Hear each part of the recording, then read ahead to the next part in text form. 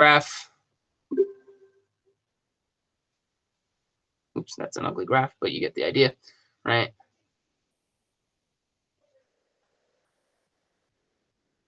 It is not 1-to-1. But algebraically, we know that x squared has an inverse, right? If we have to solve this, what would I do to solve a problem that had x squared equals 4? What would be the algebraic step to solve that? What do I have to do to both sides to get x by itself? You've left your patient with no one there to care for them. Square root? Yep, right? So I have an inverse operation. But again, the problem here is when we do this algebraically, all right,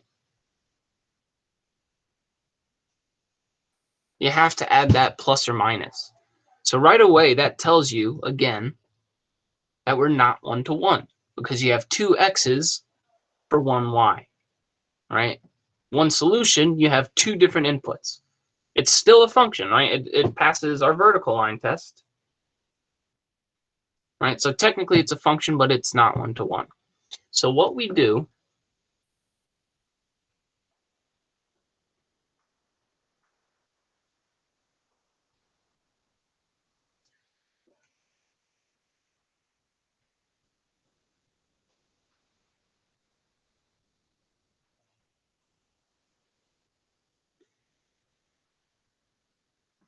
we have to look at an interval.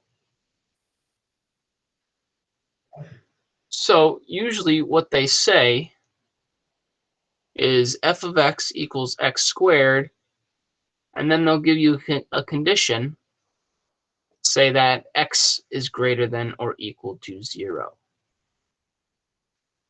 If I look at that graph, okay, move that down a little bit.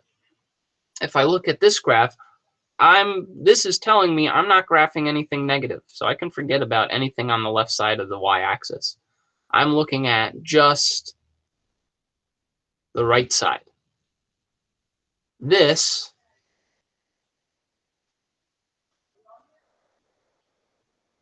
okay, because I gave you this specific condition that x is greater than 0, then it is 1-to-1. Right? And I'm only looking at this side. And then if I had, right, so now I can say that the inverse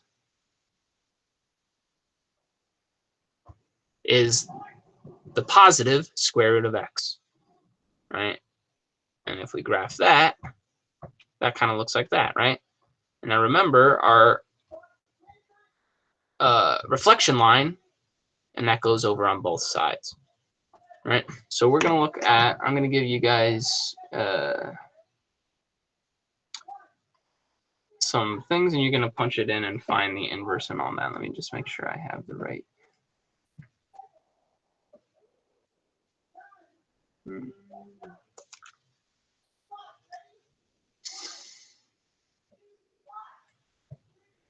Okay, so here, again, we see the whole thing, right? But when I reflect it, right, we're looking at just this top half of the green and this right half of the blue.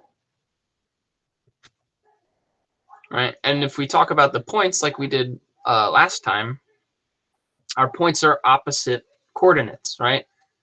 This point on the blue line, my original function is 2, 4. When I plug in 2, 2 squared gets me 4. On the inverse, we swap our x and our y. So instead of 2, 4, we have 4, 2, right? And that makes sense. The square root of 4, the inverse of x squared is the square root. The square root of 4 gets us 2. Right? So technically,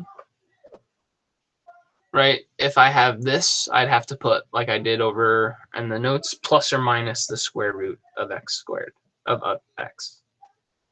And that would give us this whole thing. But if it's just x, square root of x, you forget the bottom half down here. So I'm going to put this into our Google Classroom, this thing, and you guys can play around with it a little bit if you'd like. Actually, let me do that now so I don't forget.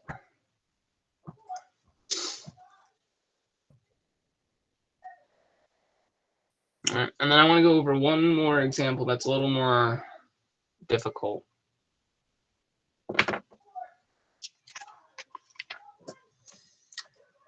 All right, come on, what's going on? All right, I'll move this off to the side. All right, any questions so far, though, with anything that we've gone over or that I've added?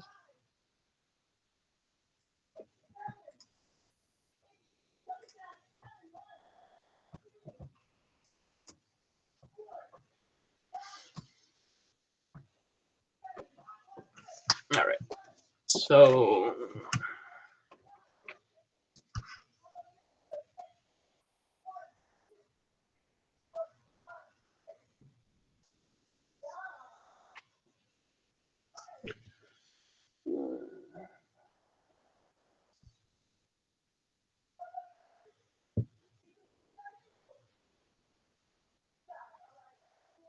all right, so we're going to take a look at a quotient of functions. Hold on, give me 1 second. I assigned it. I'm not sure if it actually went through.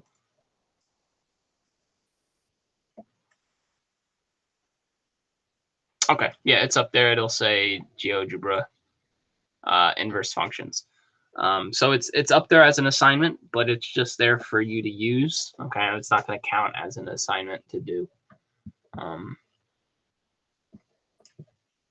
It's right here at 10:51 today. Okay, so here we're going to follow the same steps, right? But we have an interesting thing because now we have more than one x over here, right? With the problems that we saw earlier yesterday and for homework, there's only one x we had to worry about. All right, so let's take a look at what happens here. So again, first thing I'm going to do, I'm going to change that to y.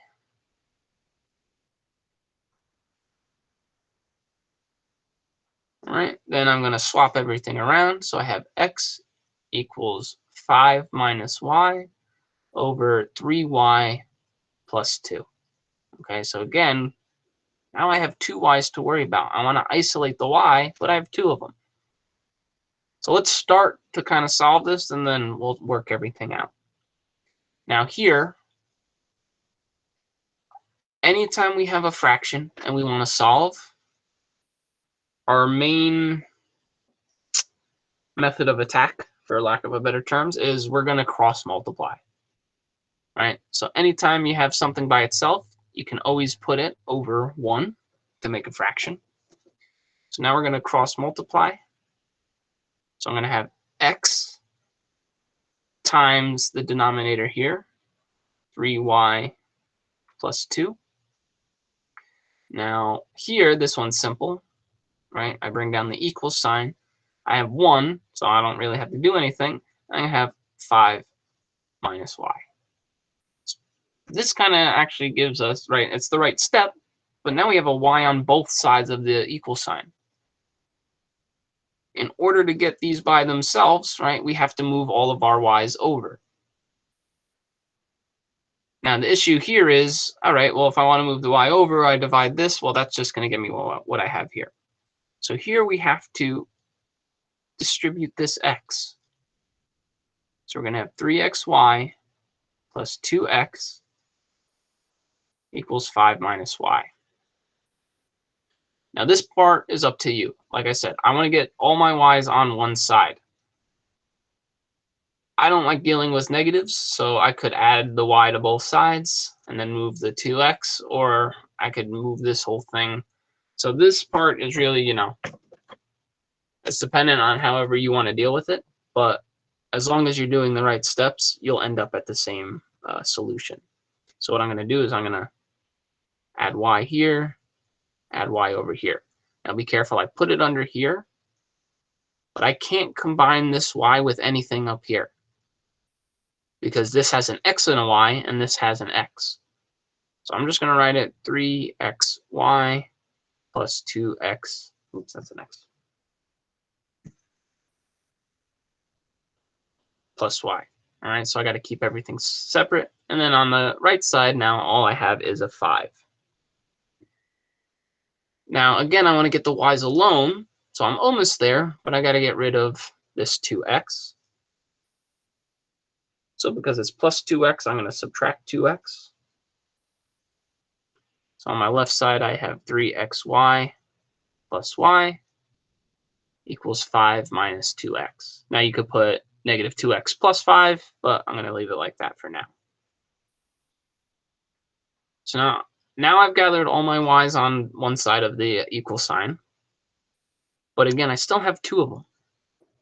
Well, this is nice here because these two have a common factor of y. So I'm going to factor out a y. I pull out a y. Here, I'm left with, right, if I divide this by y, if I divide this by y, that's what I do to factor it out. I'm left with 3x. Here, when I factor out a y, be careful. This doesn't go away. If you divide 5 by 5, right, that's not 0. It's going to be 1.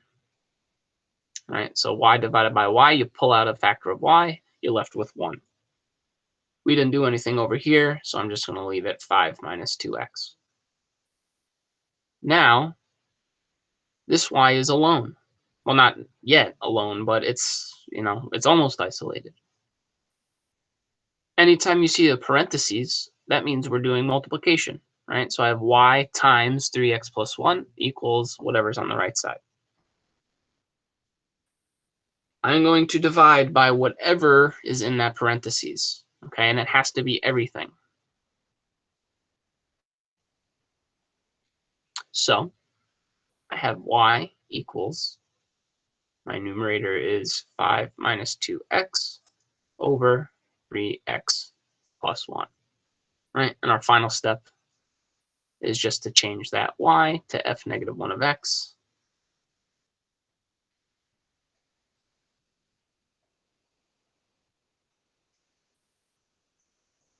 And we have our final solution, right? So I'm just going to, I'm going to write our original function so we can compare.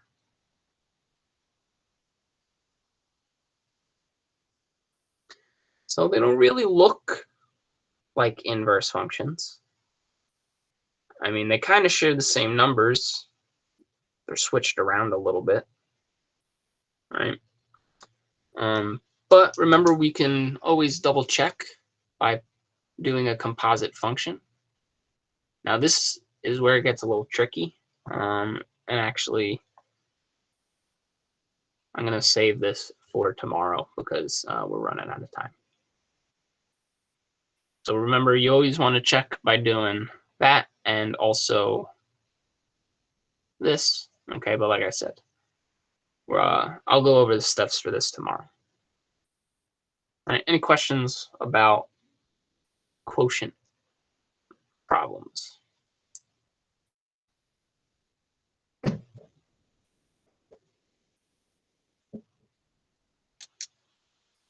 All right, so I'm going to put one problem like this up tonight. I'm going to ask you guys to work on a piece of paper and then just take a picture and upload that. All right, so it'll be in the Google Forms where you can upload your picture to Google Forms. If you have an issue, you can email me the picture. If you have an issue of taking a picture and sending it, just let me know and we'll work something out. Any questions? What are we taking a picture of?